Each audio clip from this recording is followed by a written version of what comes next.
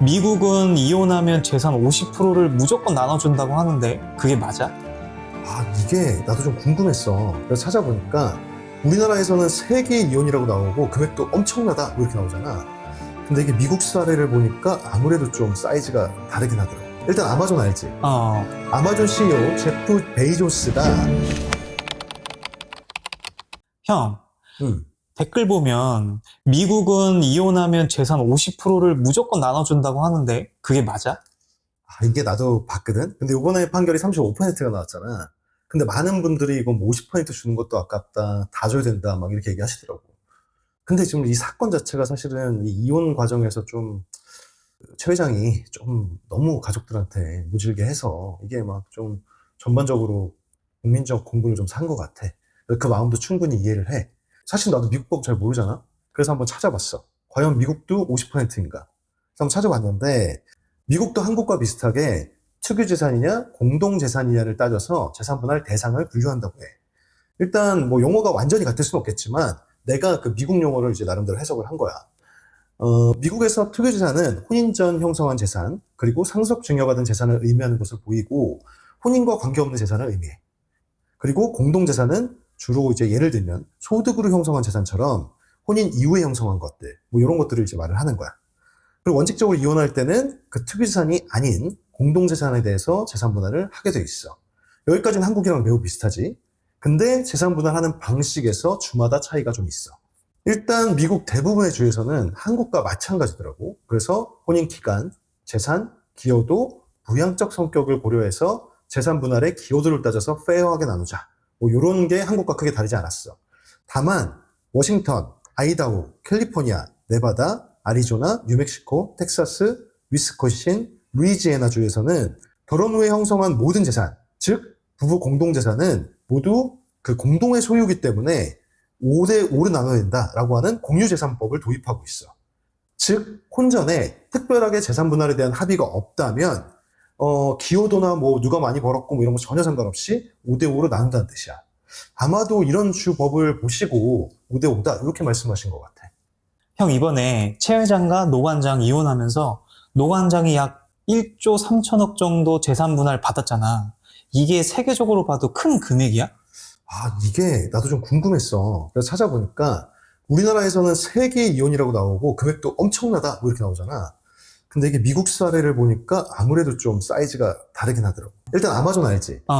아마존 CEO 제프 베이조스가 아마존 주식 16.3% 가지고 있거든? 근데 이 주식 가치가 무려 1,300억 달러야. 원이 아니라 달러야. 근데 이분이 이혼을 하면서 아내인 맥켄지에게 아마존의 지분 25%를 지급하기로 합의했대.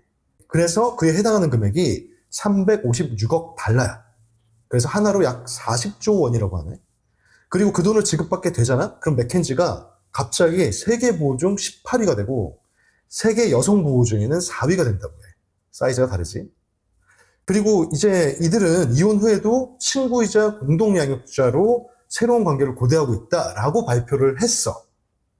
근데 내가 이혼을 많이 해보면 이렇게 관계를 유지하면 좋겠지만 실질적으로 내막이 뭐 서로 얼마나 뭐 이럴지는 잘 모르겠어. 하지만 뭐 확실하게 큰 금액이 오간 건 맞아. 빌 게이츠도 이혼했다고 그러지 않았어? 빌 게이츠 부부도 이혼을 했고 당시 빌 게이츠 부부의 재산 내역이 175조 원이었다고 추정을 하는데 협의로 재산을 나눴대. 그래서 구체적으로 어떻게 나눴는지는 발표를 안 했어. 다만 이들도 워싱턴주에 살고 있고 아까 워싱턴주가 뭐 이혼 후 할 때 5대5로 나누는 주거든. 근데 만약에 혼전 합의 등 특별한 사항이 없다면 법대로 가면 5대5로 나누는 거겠지. 그러니까 뭐 5대5까지는 아니더라도 협의를 했어도 상당히 금액이 높지 않을까 예상을 하고 있어. 외국에서는 혼인하기 전에 계약서 작성하는 게 중요한가 보네. 근데 생각해보니 우리나라는 별로 혼인 전에 계약서 같은 거 안 쓰지 않아? 이게 맞아. 이게 지금 쓰는 분이 있긴 한데 사실 거의 안 쓰고 소송에도 거의 나타나지가 않아. 그게 왜 그러냐면 계약서에 중요한 내용들을 이제 담을 거 아니야. 근데 그게 무효인 경우가 되게 많아. 그리고 계약을 어기더라도 이를 강제 이행하는 법적 절차가 없어. 계약서를 쓰는 가장 큰 이유가 사실 돈 문제가 많잖아. 근데 특히 우리나라에서는 재산 분할에 대한 협의를 혼인 전에 한다고 해도 이게 효력이 없어. 실무적으로 가장 많이 나오는 게 뭐 이건 혼인 전은 아니지만 우리 둘이서 이제 이혼을 한다고 쳐. 너랑 나랑 결혼할 일이 없지만. 근데 이혼을 한다고 쳐, 어쨌든가. 그랬을 때 이혼 협의서를 써. 뭐 재산 얼마 분할하기로 하고 합의서를 다 쓴 다음에 협의혼 신청을 냈어. 근데 갑자기 내가 주기가 싫어. 그래서 내가 안 가. 그러면 그 협의혼 협의서가 무효가 되는 거거든. 그게 실무적으로 굉장히 많이 쓰여. 그렇기 때문에 봐봐. 이혼하는 과정에서 쓴 계약서도 무효인데 혼인할 때 쓴 거라고 무효 아니겠어? 그게 왜 그러냐면 우리나라 법원이 재산분할 청구권 포기, 양육권 포기, 상속권 포기에 든 것 같은 부부계약은 허용할 수 없다는 입장이기 때문에 그래. 이게 명확한 판례야. 다만 실무적으로 위 계약서가 무효라고 하더라도 그걸 재판부에 현출을 하면 그럼 재판부에서는 당신들 이렇게 합의했던 거 아니냐라고 물어보고 합의 과정을 물어봐. 그러면서 그거를 재판에 반영하는 경우가 있어. 물론 그거 자체로 효력 발생이 아니라 재판을 평가함에 있어서 요소 중에 하나가 되는 거지.